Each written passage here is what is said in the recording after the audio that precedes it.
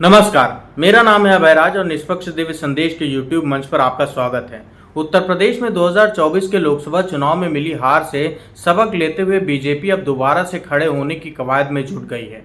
BJP प्रदेश कार्यसमिति की बैठक में हार पर मंथन और चिंतन से ज्यादा पार्टी को फिर से अपराजेय बनाने की दिशा पर फैसला किया गया है। बीजेपी के अध्यक्ष जेपी नड्डा से लेकर सीएम योगी तक ने हताश कार्यकर्ताओं में जोश भरने का दांव चलने के साथ खिसके सियासी जनाधार को दोबारा से वापस लाने का भी रोडमैप रखा है। यूपी में 10 सीटों पर होने वाले उपचुनाव और 2027 के विधानसभा चुनाव से पहले विपक्षी दलों के नैरेटिव को काउंटर करने की स्ट्रैटेजी बनाई गई है। लोकसभा चुनाव में बीजेपी को सबसे बड़ा झटका यूपी में लगा था, जहां पर पार्टी की लोकसभा सीटें 62 से घटकर 33 पर पहुंच गई हैं। इतना ही नहीं, पार्टी का वोट शेयर भी 8.5% कम हो गया है। अखिलेश यादव और राहुल गांधी की जोड़ी और सपा के पीडीए फॉर्मूले ने बीजेपी के समीकरण को बिगाड़ दिया है। बीजेपी ने जिन दलित और ओबीसी को जोड़कर मजबूत सोशल इंजीनियरिंग बनाई थी, उसमें विपक्ष सेंधमारी करने में कामयाब रही। लोकसभा चुनाव नतीजों ने बीजेपी के टेंशन को बढ़ा रखी है, जिससे उभरने का रास्ता बीजेपी जरूर बैठक में तलाशती हुई नजर आई। उत्तर प्रदेश के लखनऊ में बीजेपी कार्यसमिति की बैठक में हार पर विस्तार और खुले दिल से चर्चा किए जाने की उम्मीद की जा रही थी, लेकिन आंकड़ों के मकड़ जाल से हार पर पर्दा डालने की कोशिश की गई। प्रदेश कार्यसमिति के उद्घाटन से लेकर राजनीतिक प्रस्ताव पारित होने और समापन तक के कार्यक्रमों में पार्टी नेता पुरानी बात को बार बार दोहराते नजर आए। हालांकि बैठक में इस बात पर कोई चर्चा नहीं हुई कि उन नेताओं पर क्या कार्रवाई की गई जिनके बयानों से बीजेपी को नुकसान उठाना पड़ा। इतना ही नहीं, इस बात पर भी बात नहीं हुई कि बीजेपी की कोर वोट बैंक समझे जाने वाली ओबीसी जातियों को खिसक गई हैं। ऐसे में कार्यसमिति में बीजेपी के उभरने का रोडमैप क्या बना? लोकसभा चुनाव में मिली हार के बाद बीजेपी को फिर से कार्यकर्ता याद आने लगे हैं। 2024 में बीजेपी की हार के पीछे का कारण कार्यकर्ताओं का निराश होना था। कार्यसमिति की बैठक में इस नब्ज को समझते हुए बीजेपी नेताओं ने कार्यकर्ताओं के सम्मान को याद दिलाया।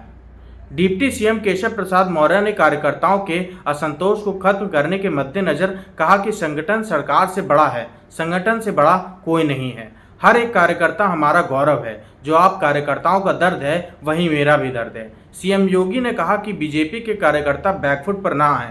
उन्होंने अपना काम बखूबी तरीके से किया है। विपक्ष भ्रम फैलाने में कामयाब हो गया। साथ ही बीजेपी के प्रदेश अध्यक्ष भूपेंद्र चौधरी ने कहा कि कार्यकर्ता के सम्मान से बड़ा कुछ भी नहीं है। उन्होंने आगे कहा कि मैं भरोसा दिलाता हूं कि कार्यकर्ता के सम्मान से कोई समझौता नहीं किया जाएगा।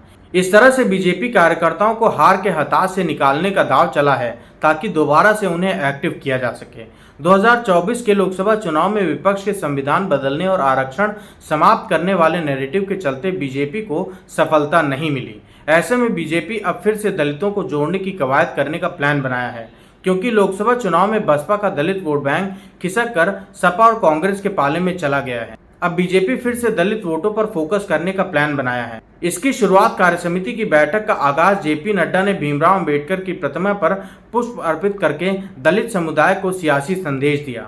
दलित समाज को जोड़ने के लिए पार्टी ने दलित नेताओं की एक टीम भी तैयार की है, जो अलग अलग बस्तियों पर जाकर उन्हें समझाने का काम करेगी। सीएम योगी ने कहा कि कन्नौज मेडिकल कॉलेज का नाम बदला गया।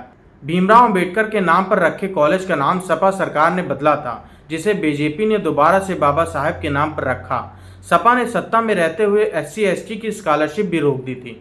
इस बात को अब बीजेपी कार्यकर्ता दलित बस्तियों में जाकर लोगों को बताने का काम करेंगे। पीएम मोदी ने अंबेडकर से जुड़े 5 स्थलों को पंच तीर्थ घोषित किया। इस तरह से दलित समुदाय को साधने का बीजेपी ने प्लान बनाया है। अयोध्या में बीजेपी भले ही लोकसभा चुनाव हार गई है, लेकिन हिंदुत्व के मुद्दे पर बने रहने का प्लान है।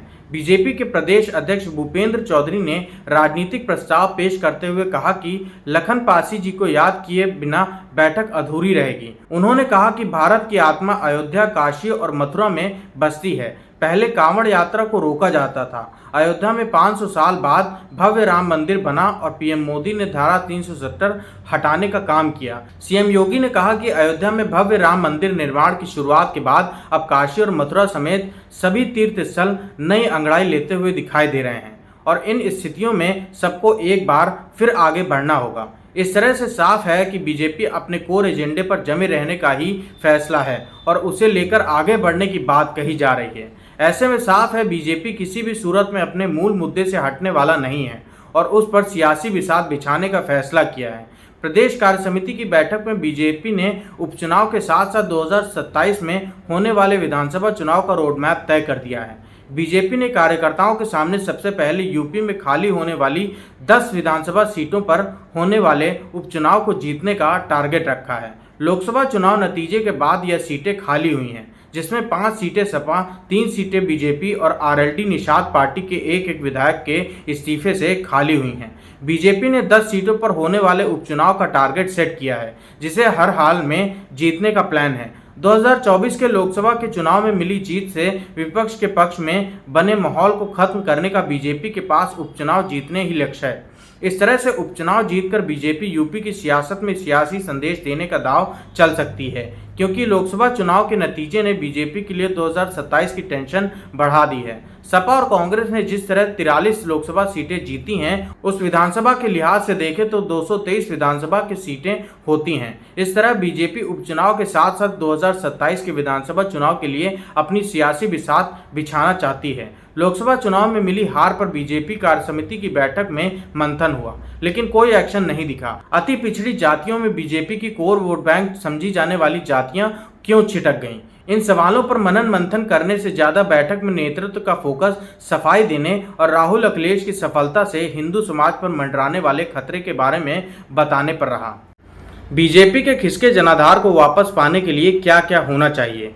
भीतर घातियों से बीजेपी नेतृत्व किस तरह निपटने जा रहे हैं, इस बार बात नहीं हुई है और न ही उन पर चर्चा हुई, जिनके बयान से बीजेपी को हार का मुंह देखना पड़ा है। बैठक में इस बात पर जोर रहा कि कार्यसमिति के सदस्य लखनऊ से लौट कर जाएं तो हार पर अपना माथा न पीटें, बल्कि देश में लगातार तीसरी बार बीजेपी सरकार बनने की उपलब्धि का प्रचार करें।